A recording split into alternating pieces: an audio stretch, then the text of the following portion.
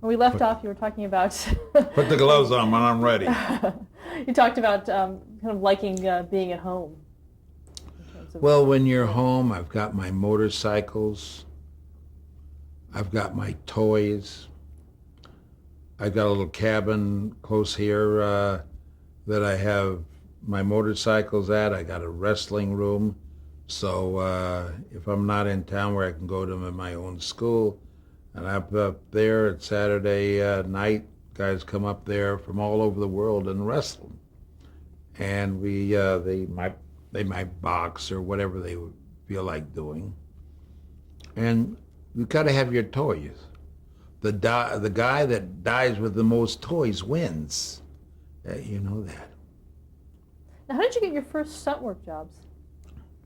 The Ozzy and the Harriet show, I got called for them because of a wrestling background, and I met Ozzy Harriet and the whole family. They were very nice. The kids were very nice, and I worked a TV show, and then they did a movie, and I got a chance to work that. Oh, it was Do you a remember big what you deal. did on the show?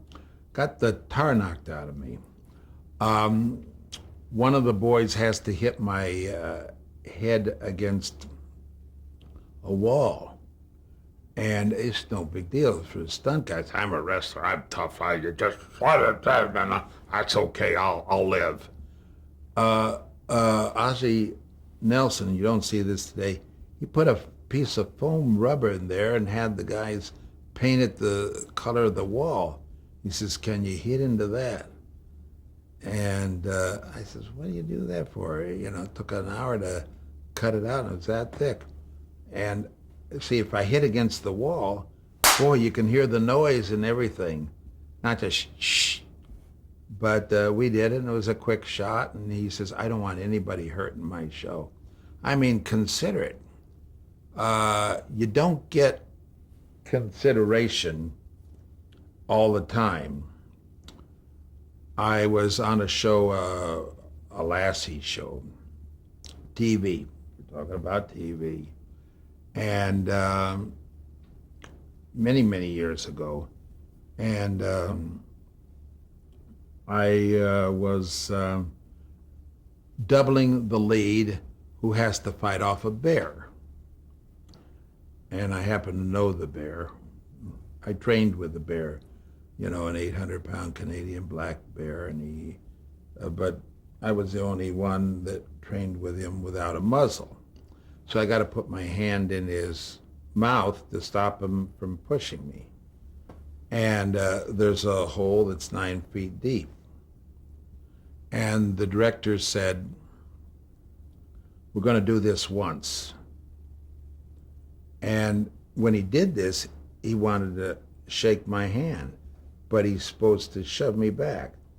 So I grab him and I'm pulling him back like this, and he decides to walk backwards. So take two, they put an ice cream cone on a fishing pole out of sight in the back. And we go in there and we bite, and all of a sudden he's biting my arm, but he's looking at the ice cream. I go flying back in the hole, bam.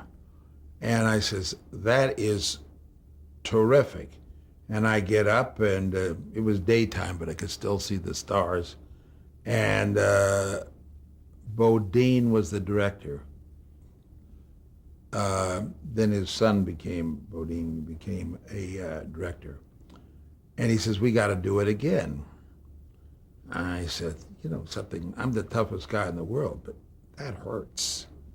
And the hole was 9 feet deep, but it wasn't that wide, so you hit the side of the wall with your head coming back, which didn't matter because I don't have too much serum obligato gray matter anyway, so just another body. Anyway, the bear does the same thing again, down I go. I get up, and the director says, "Let's do it once more." And this time I want you to fight it. So I'm fighting it. You're going to fight an 800-pound bear. Good luck. Bam, I'm in the hole. And I come up, my arm is just covered with blood. Now, I'm a young kid in the business, and I'm looking for something to wipe it off. The director comes up, and he's screaming at me, "Are you crazy? You know what you're doing? This is Kellogg's Corn Flakes is our commercials, and we don't allow any deaths or killings or blood on this show, you know." And he says, "You're not supposed to bleed." And he's screaming and hollering at me, and I'm trying to wipe the blood away and put Vaseline and collodium to stop the blood, and it was clear to the bone. And nowadays, if a director came to me and said that, you know, over 40 years later, I would have picked him up, body slammed him down in the hole. But then, I was tough then, but not too smart. Now I'm smart now, but not too tough. Anyway, when I went home, I remember having to put butterfly stitches on to keep it from squirting out blood. That was TV many years ago. Now, early on in the profession, were there safety regulations or anything for a stunt person? There was no OSHA or many of the shows weren't. They didn't have coordinators. It just says, "Come on out," and the guy who was hired, he would run it. If a guy was a motorcycle expert, he'd run it. He'd tell him what to do. If it was boxing or wrestling, I'd tell him what to do. And a few times, and this is a no-no, they'd send me out with a crew of about 3. I never had a DGA card, second unit director or anything, just to pick up a couple of shots that they missed, usually with cars driving by and a little bit of a slide or something like that. And I didn't think about it, and you were on a daily. And when I started off, it was $55 a day, and now you get a day of prep and everything if you're or 2 days of prep, even for second unit directors. And things change. Not that it matters. I don't try to be a director. I'm a stuntman. I go home. I don't have any worries when I'm through of setting up the stuff for next day. If you're a coordinator, you have those problems. But I've been trying to retire for 15 years because, I'm rich. I want to spend my money, shower myself with expensive gifts. But no, my wife discovered a little piece of plastic in my wallet. I told her not to go in my wallet. They call it credit cards. And she can go out. She's not here today. I noticed my plastic's gone. She's probably out buying something. So I have to work to survive. In those early years, did you have a specialty? Or I was a wrestler. And wrestling, you do fights. I did a little horse work. If you're an Indian, you get shot off a horse, you do a little fall. And if you're a wrestler or tumbler, that's what you do. And you got to be an athlete. It's tough and it's dangerous. And for those wannabes, forget about it. Get a job with security, go to school, get education, learn to read and write, and you can teach me. But you've got to learn rappelling, you got to learn fire, you got to learn fire gel, you got to learn motorcycles. I mean, not just riding around the block, jumping, skidding, doing tricks. You got to be able to turn cars over. You have to know how to hit a ramp, what a kicker is on a ramp. What is one? Beg pardon? What is a kicker on a ramp? A kicker, you have a pipe. It's on tripod. At the end, you have a little blade. And when you run up the ramp and you hit this blade, it kicks you the front end either higher, and you hit it right at, say, the right or left, whichever way you're rolling. And it kicks it way up in the air, and you spin around and makes it spectacular. And I don't want to tell you this because you'll become a stuntman. You'll become a stuntman and knock me out of a job. I've been trying to retire anyway, but these guys, now that I'm 104 years old, people know me and they keep on calling me for jobs. And the good thing about it is they see me box, so I just refereed Muhammad Ali's daughter in a TV series. A guy used to come to the gym, was directing, he wrestled at the gym, Spider-Man 2, so I got to do a little bit about that, and so I got the boxing. He knew me from wrestling, and a guy knows me from motorcycle riding, knows that I'm a motorcyclist. He says, I got a show for you. All you do is you got to ride this motorcycle out a door. I says, great, that's me. You don't have to get hurt or anything. I go down there, and naturally you go to makeup and wardrobe. What am I wearing? Here it is. Here's what? A pair of dirty underpants. I says, what's that? That's your wardrobe. So I said, okay. So I always wear my wrestling tights. So I put these things over my wrestling tights. Nobody knew it. And Reno 911 is a show. And it's a comedy on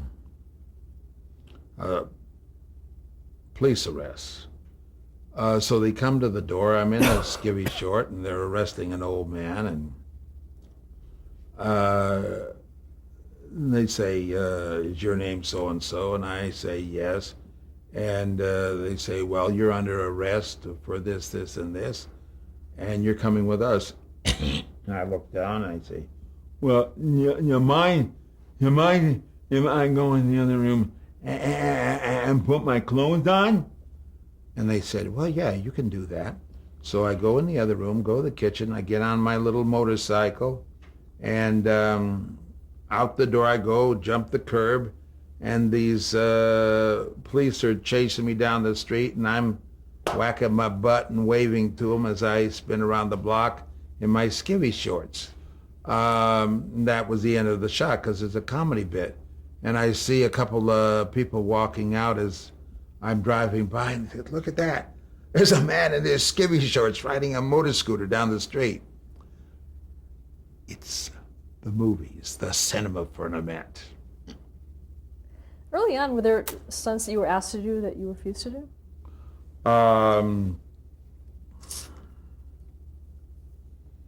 There are not stunts. I mean, stunt guys are crazy. They do anything. I'm just a working stuntman. There's many stuntmen. They're more knowledgeable than me. They're better trained. They're better stuntmen. It just is not as pretty as I am, So as far as turning down jobs, not really. I try to not be involved with anything that's really off color. But I went for an interview for a job, and it was a pretty big movie, and they came to me. They interviewed a lot of stuntmen, and I was second choice. And a fella named Fred Lerner was a former president of the Stuntmen's Association, which I was a member. He says, no, that's sinful. you know. And I says, you're right. I wouldn't take it. He says he wouldn't take it. I wouldn't take it either. So, of course, I knew he had the job. It comes out, he wouldn't take it because he has to show him in his undershorts. He's supposed to be a rapist. So being a prostitute, you want to see my card? Anyway, I took the job. And they shot it on weekends because it was downtown in the slum area. And I was on another show, Batman, during the week. And weekends, I was working there for 4 weeks. And when it came back, it went on television. It didn't look bad. Some name stars on it. And I got some pretty good residuals. When you get a residual for $3,000 or $4,000, man, you can go out and buy a motorcycle. You know, just keep it away from your wife and your girlfriend and your mistress. You're in good shape. So I made a lot of money. And I told Fred, who's a good friend of mine, I says, I was so embarrassed when I got this check, this residual check. I went to the bank and I just hoped nobody recognized me from the movie. You have to do a lot of things when you're a stuntman. You mentioned you were on Batman. Do you remember anything about that? Oh, I was on a bunch of Batmans. And that's how I got Batty. A lot of times you're on a show, maybe riding a motorcycle, you're in a car, and they don't see you. And I was with Arnold Schwarzenegger in one Batman, and I'm a guard just sitting like this, and a giant man with 26-inch arms called Jeep Swenson, who's a former pro wrestler. He reaches through the bars, grabs me, and pulls me through a brick wall. And they see my face, and they remember me for that. But I'm working 6 weeks on a thing, doubling some other guy, and you never see me. So claim the fame. That was a movie. I could tell you oddball stories like that. But now, you were also on the 1960s Batman series. You did some work on that, didn't you? Yeah, I wasn't a regular. I did work on the show and did a little bit of everything, nothing really serious. Mostly fight scenes. How were those choreographed? We'd do a rehearsal, and usually if they hire 4 or 5, 6 stuntmen, the stunt coordinator says, you pick out a routine and work it, and another guy's very qualified.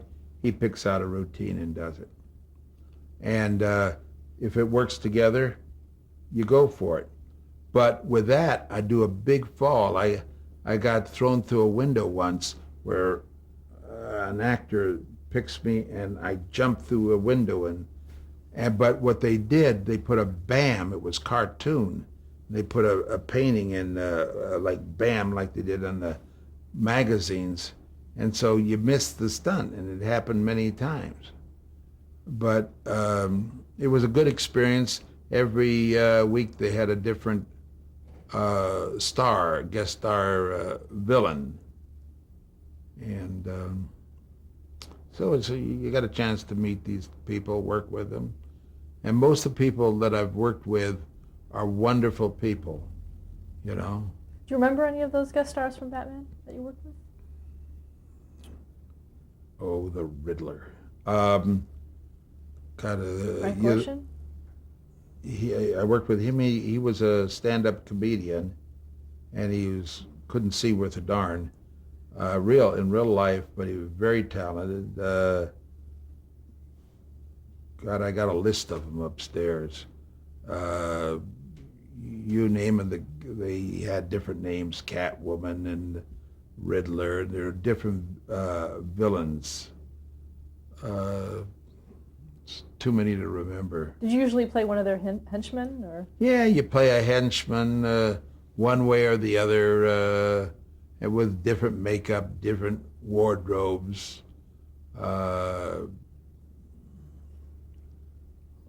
Just interesting. It's an interesting life. I've been to Mecca. I played with the gods because of the television, movies, and TV. And I wouldn't trade it for a fistful of monkeys.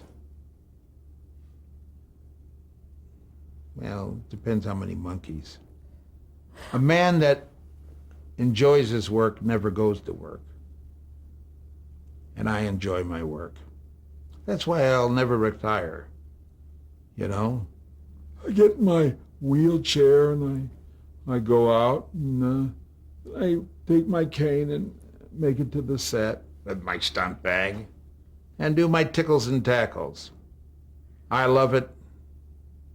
It's my life. I live it. Criticism be damned. What are tickles and tackles? Tickles and tackles is an old wrestling phrase.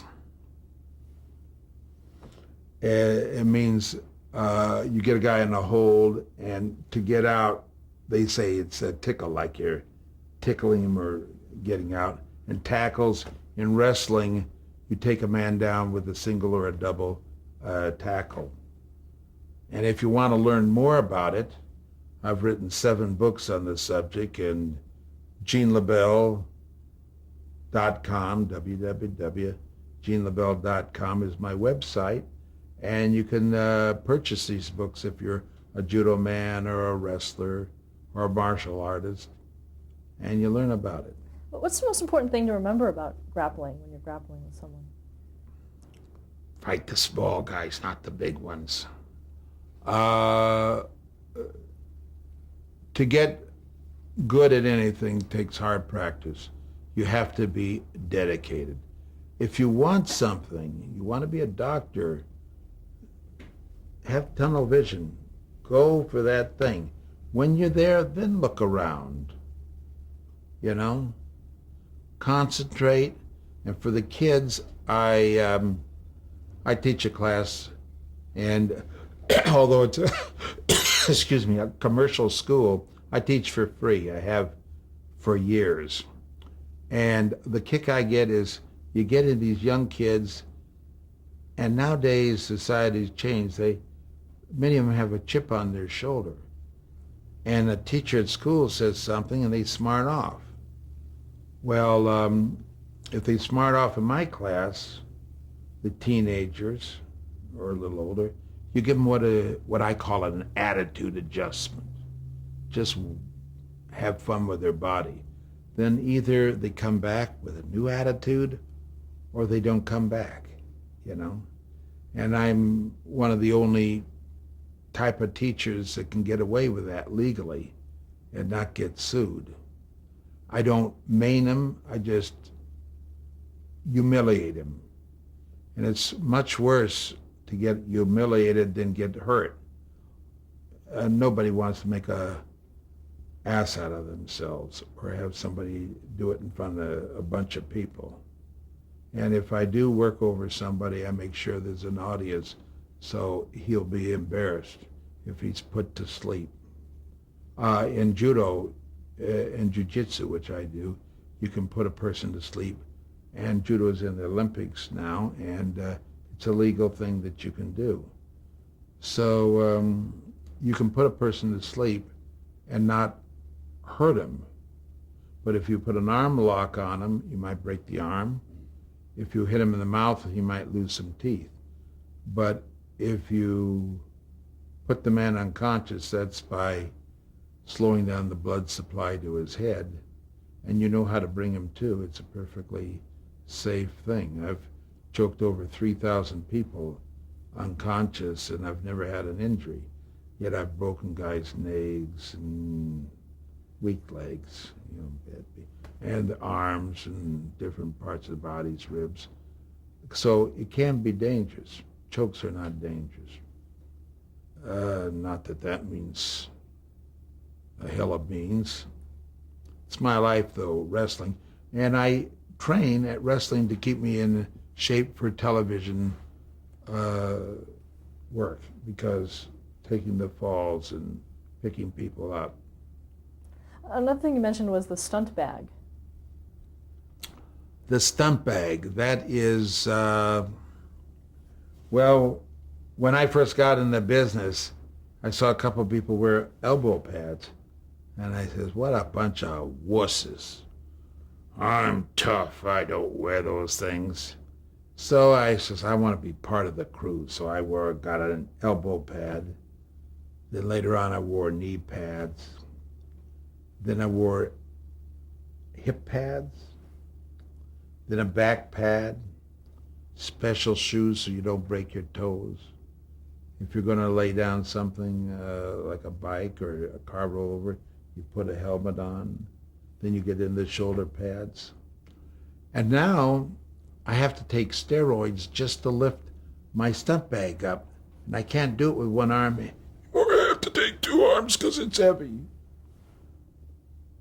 And what I do, I go to work, and it's a big job.